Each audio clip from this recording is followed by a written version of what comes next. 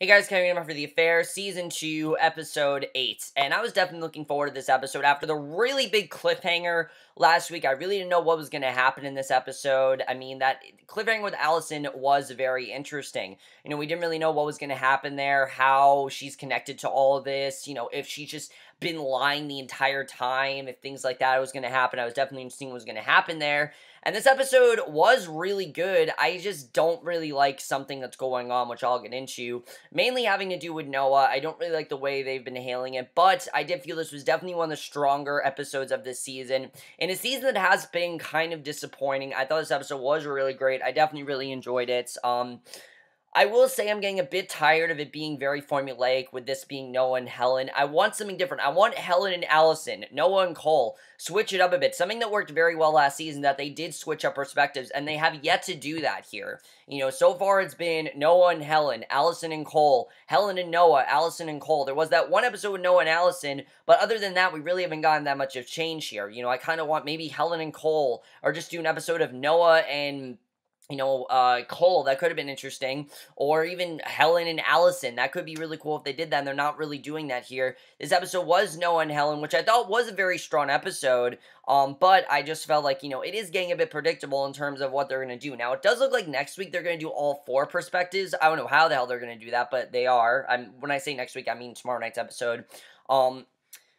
But let's just get into this episode. We start off in Gottlieb's office, John Gottlieb's office, and obviously they're trying to figure out what's going on with this, videotape, because they don't know if Oscar's telling the truth or not. First of all, I didn't say that last week, but I do feel like there is a part of me that's Oscar's might not be telling the truth. They're trying to figure out how this could be true, and they're poring over Scottie's phone records, and sporadic phone calls to Alison through the spring, then 14 phone calls alone in the month leading up to Scottie's death, and these are calls that Alison never answered. So it could very well be true that this baby could be really a Lockhart baby, and that it could be a baby that Scottie had something to do with. I don't think he's the father. That'd be really stupid. And if it turns out that Scottie is the father, that's gonna be the end for me. If Scottie turns out to be the father of this baby, which I hope they're not doing, but if he turns out to be the father, I'm gonna be really upset. What I like about this scene is that they're as lost as we are, because they're like, okay, what's going on here? They're thinking maybe this is Noah's baby, maybe Scottie's. Either way, Alison wants to keep the good thing she has going with Noah. So everyone like this, one fractious conversation after the wedding, maybe another, throw in a bit of alcohol, but she's pregnant, and then Scottie's dead. So they're very much thinking that Alison could be the killer of Scottie, and I feel like this just shows that Alison has to be the killer. I mean, that showed enough. If she's willing to get into that whole argument with Scottie, and she ignored his phone calls, and he clearly wanted to talk to her, it could very well be that Alison is the one that killed Scottie, and I definitely feel like that's what Gottlieb and his assistant, are starting to think, that, it could be Alison that killed, Scottie. I think that definitely would make sense. So the door opens, and it's Helen. And by the way, guys, I thought it was really cool that we actually started with a flashback. We usually get him, in the present. We usually get him at the end, but we actually got him here, and I thought that was really cool. So the door opens, and it's Helen looking nervous, and she's there for an update. And then we go right into Helen's take, and I really like everything that happened with Helen in this episode. I thought there was some really great stuff here. She and Whitney are on this college tour, and Whitney could not be more unfocused. She's much more focused on these college professors that she thinks are interested in Helen. She's taking pictures of Helen for a dating site, and what she doesn't, she really doesn't care about the school at all, which Helen is clearly concerned about. She wants her daughter to be concerned about the school, and she does not plan to spend the night. And Helen attempts to change her mind with a mini lecture, and Whitney captures every syllable with a cell phone camera, and she goes on Tinder, basically, and despite Helen's attempt to convince her daughter the cards are stacked in favor of her admission, Whitney basically, we see that there are all these guys that want to be with Helen, which I love Whitney's reaction, where she's like, you're not that hot. I thought that was pretty funny when Whitney said that. Yes, Whitney is a typical teenager. Yes, she can be annoying, but that's really why I love her character. She's very funny because of that. And then we get this really great reveal from Whitney, which I actually really like this here, we find out that Whitney actually doesn't want to go to college, and she never plans to. She's never wanted to go. She doesn't plan to go ever. She wants to live in New York and be a model. There's this photographer that was interested in her, some guy who told her that she has promise, and Helen is really upset because the model that she talked to apparently is Helen's age, and obviously, Helen has a specific way of doing things. We've always known this, that Helen has a specific way of doing things. She's been raised a certain way, and she really cares about etiquette. She clearly cares about etiquette. She cares about tradition, and she wants Whitney to follow that etiquette that she thinks she should have. They go to college because that's what they do. She's a double legacy at the school after all, and Whitney doesn't care. She tells her, I'm not like you. I'm not like you. I'm like you. I'm going to live off my parents. I'm not, she's not going to live with her parents for the rest of her life, and it's honestly quite sad because Helen really doesn't want this for her daughter, but Whitney just has other plans. And we then see that it's broken up. Whitney spots Noah on the street. He's there on his book tour, and Eden is there too. Eden, again, his publicist, who, like I said, I do think he's going to hook up with. We'll get into that in this episode. But Whitney makes a beeline for her dad, and then Helen trails behind. Helen tries to explain that Whitney is not warming to a night at the dorms, and Noah offers to let her stay in his suite, which Whitney's about. Whitney, does agree to. She wants to. And she has no intention of heading off, and then she meets her 24-hour roommate, Chrissy, who at first it seems like she has no connection to, but then she goes off to talk to this girl anyway. Clearly they've struck up some sort of conversation, and Noah then invites Helen to his reading. She declines, and we go back to the present, which I thought was really cool the way this was structured, and Helen wants to know why she should tell her kids about their father's prospects. She really doesn't want them to know, and Gottlieb looks very uncomfortable, and Helen looks intense. She doesn't really know what to do here.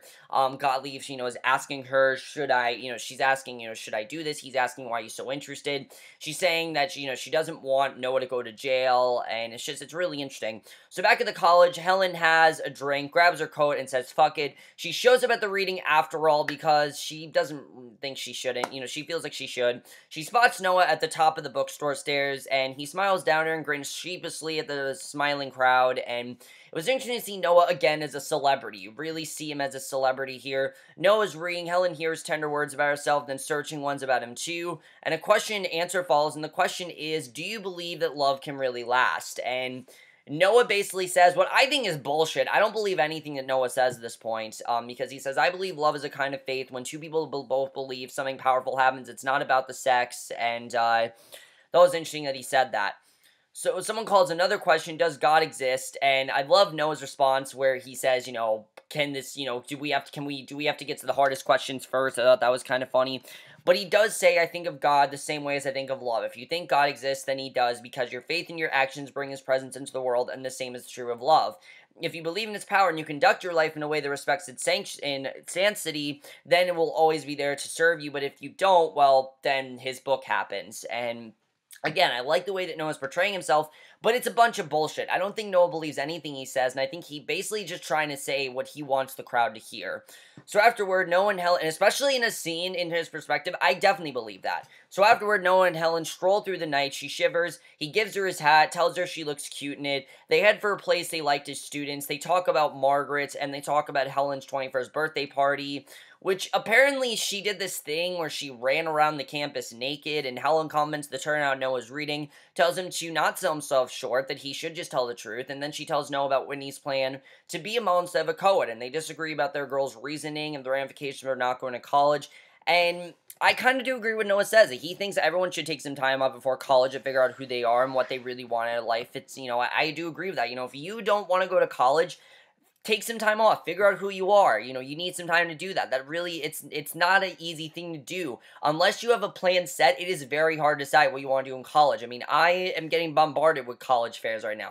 I'm a junior, I'm not a senior, but even in a junior, you get bombarded with college fairs, and you don't really know what to do. I do know what I want to do, but there's just a lot of choices, and I do agree with Noah that the best thing to do is to figure out what you want to do, so I like seeing that here. And Noah says he thinks everyone should take some time off before the call, and Helen says that he just can't admit that they fucked her up, and he just wants her to be done with her. He reminds her what she herself was like at Whitney's age, and gives her some pointed examples, and the points made is that she realizes just how much her parents have held her back from who she really is, and I do agree with that. I mean, Again, just like Helen, Margaret had a certain etiquette, and so did Bruce. They wanted Margaret, they wanted Helen to be a certain way. They didn't allow her to be any other way, and that's just how that went. So Helen bangs her head on the table and swears. Then she looks at him with a mixture of sadness and clarity, and she says she's sorry for making him leave Harlem. That's not an excuse to anything that she's done. She wants to be really clear about that, and I like what she's apologizing for something that she feels she's never apologized him for. She says when his first book failed, she was relieved, but she was heartbroken for him. But part of her realized, hope that he would give up on writing and just be content with her and their kids. And she guessed that he couldn't see what he really wanted. And now that he's here, she's very proud of him. And I thought that was just very sweet. He invites her to stay in his suite. She declines. He offers to have Eden call a cab to rise, but she decides to walk instead. Her eyes glisten with tears as she walks away. And basically we then see that in the present, Helen and Noah, now this is the first time we've seen any real interaction between these two in the present. It was very interesting to see them in the present, not in an interrogation, not with Noah in jail.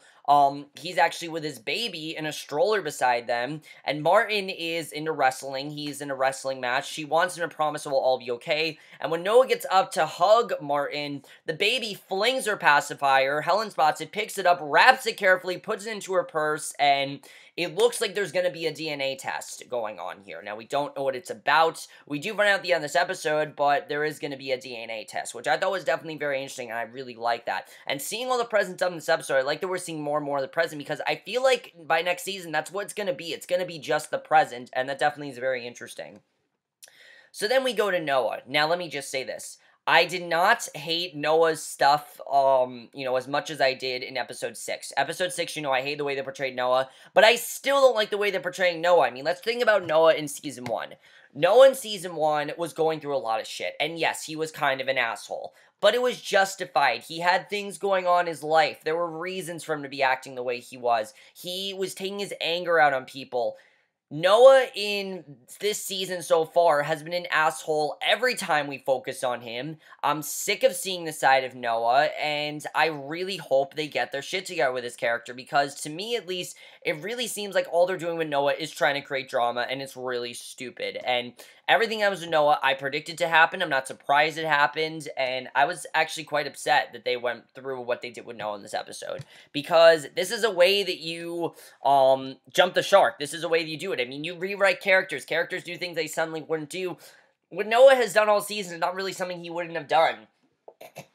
And I get that they're trying to say that Noah and Alison just aren't really compatible, but I don't really like the way they're handling it, and I'm just not really that big of a fan of it. That's one of the reasons why I really haven't been liking the season of The Affair as much. I've really wanted to love it, but I haven't liked it as much because of the way they've been portraying Noah and Alison's relationship. It was extremely important, and something just really sweet, and just felt like real about it in season 1. In season 2, it's felt very superficial, it's felt very fake, and it's really feel like they're trying to show that they're not together, but they are together in the present, so I don't understand really what they're trying to do here. So let's get into Noah's stuff, because I really just want to get out of the way. And if they keep doing things with Noah like they do in this episode, it's gonna get me to stop watching the show. Honestly, guys, I am contemplating whether or not to continue the show in season 3. I'm going to tell you guys that because, one, I feel like they're going to end the entire investigation thing in this season, so I don't really know why we continue to watch in season 3, what's going to happen in season 3. But there's also the point of I don't really like the way they've been handling the characters. I really don't. And if they don't get their shit together, I might stop watching the show because I don't want to stop watching the show. But the thing I love so much about The Affair last season is how realistic it portrayed these relationships. And they're really not doing that very well much at all. This is very TV. And everything about Noah's stuff screams TV. Helen is great. Everything going on with Helen, I love. Everything going on with Cole, I love. Everything going on with Alison, I love. It's Noah that I have the problem with. Everything with Noah just feels TV, and it doesn't feel real. And I get that isn't his point of view, but it just doesn't work. Basically, Noah's running on the treadmill, and this worked a lot better. Let me just say this. When we had Noah and Alison in the interrogation room talking to Jeffries, explaining how things were, that made sense that it was different because it was the way that they viewed things and the story they told, trying to cover themselves up or just trying to not admit something happened or just not really remembering the details. That I understand. But now that they're not really telling things to anyone, it doesn't really make sense the way they're handling Noah's stuff. So he's running on the treadmill. Eden texts a host of good reviews. A pretty woman steps on the treadmill next to him, plays the book on the monitor, Descent, and Noah smiles. Later, he reads the reviews to Alison via Skype. She has good news too. While she's been gone, she finished the nursery. She shows him the room, and all he cares about is where his desk has been. I mean, he's like, "Wow, that's great, but what have you done with my desk? Where's my desk?" Da, da, da, da. Like, he's just being the biggest asshole possible, and Alison looks really upset because she made this entire nursery, and he's like, "Where's my desk?" And he's really upset, and she's, this stay-at-home mom now, and I like the way they've been writing Alison this season. I will say that, but it's just really weird. So before the ring, Noah reads the student paper and bristles at a scathing review penned by a guy named Ernest Schiffbaum, and Ian tells him to chill out because it's just a college paper. It's not a real critic. And she says even Vladimir Putin, a very beloved, book writer, had problems.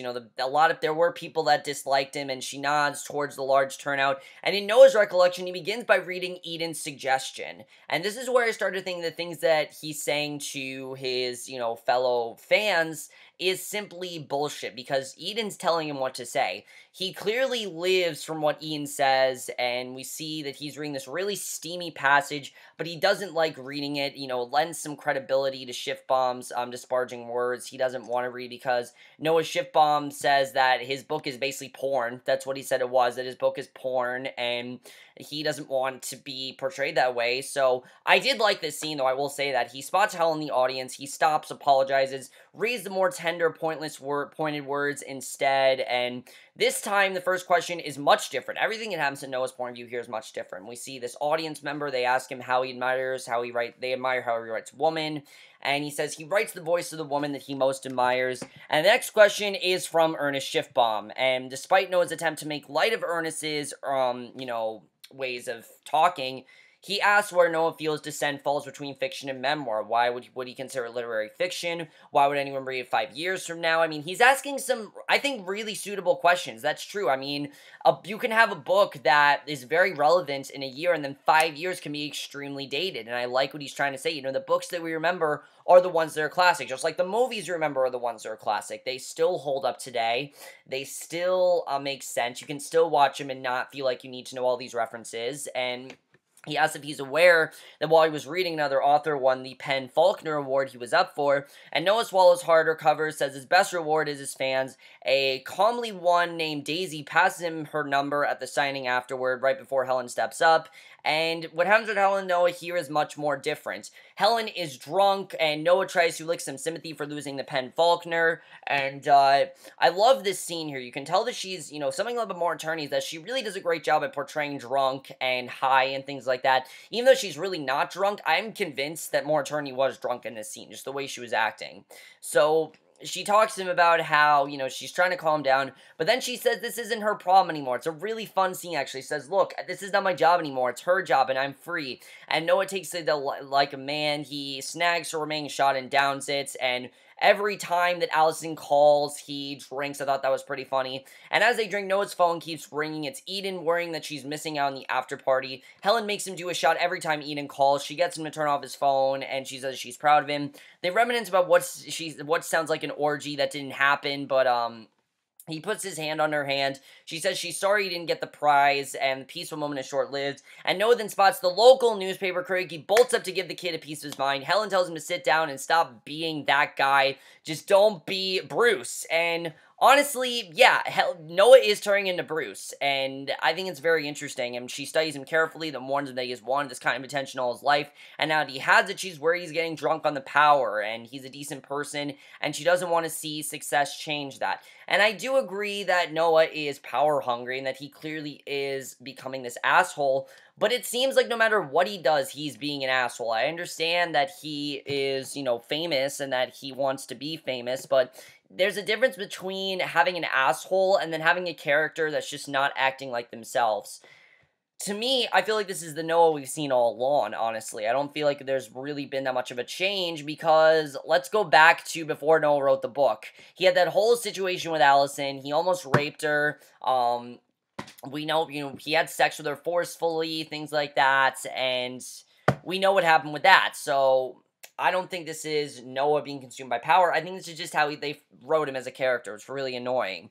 So she warns me he's turning into Bruce, and we cut to Helen making a brisk exit from the bar. Noah follows her. He calls to her as he staggers towards her cab. He asks if she likes it and if it's a good book, and she says she can't read without crying. No doubt now that they know what happens in the middle, and basically, despite Helen's warning, he goes back to earn his shift bomb and starts beating the shit out of this guy. No matter what Helen said, he does it anyway. And he swings, he misses. A dozen bar cameras pop up as he sails into the bar and down the floor while shift bomb calmly watches unscathed.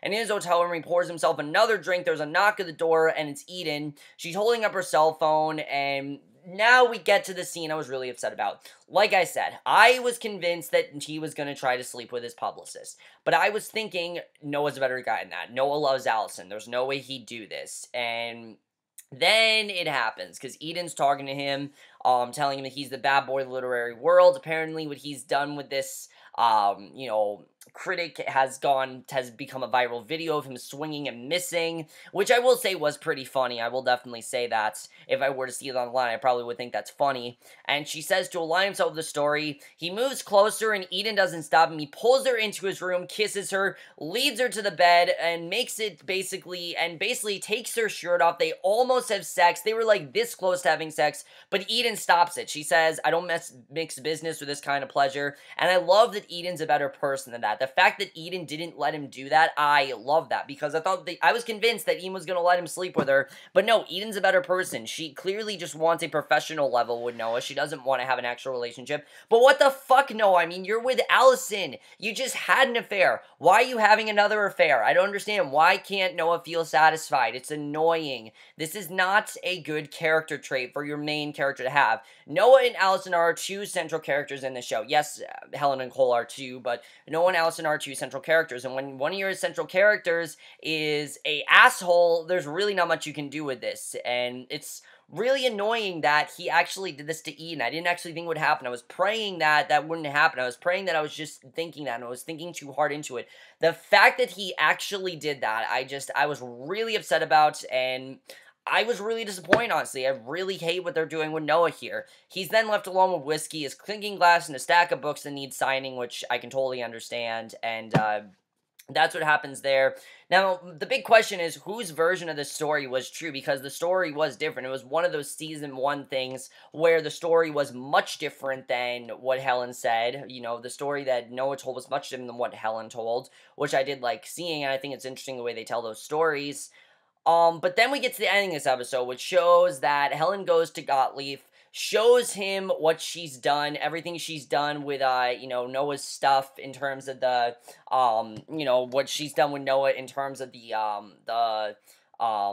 DNA test she's going to give, and it's obviously for Alison. She doesn't really know if she's going to take it, but we'll have to see what happens with that. But let me know what you guys thought of this episode. There's a lot to talk about here. I don't like the way they're starting to write Noah and Alison like Bruce and Margaret. It's really annoying. Specifically because Noah's not related to Bruce and Margaret. That is his in-laws. And I don't know why he's afraid of becoming like his in-laws. It doesn't really make sense to me. I don't really like it at all. I think it's really stupid, and I hope they really get their shit together, because everything that went on with Helen, again, was really great. And I was really enjoying Noah's until he had sex with Eden. And yes, Eden's hot. I will say that. Eden's a very attractive girl, but I don't like the way they're writing her. And it looks like in the next episode, he's going to try again. He's going to try again to have sex with her while Alison's having their baby. He's going to miss out on Alison having their baby just to hook up with Eden. Like, who the hell are you, Noah? I don't know how I can tolerate his character anymore. He's really annoying, and they really need to find a way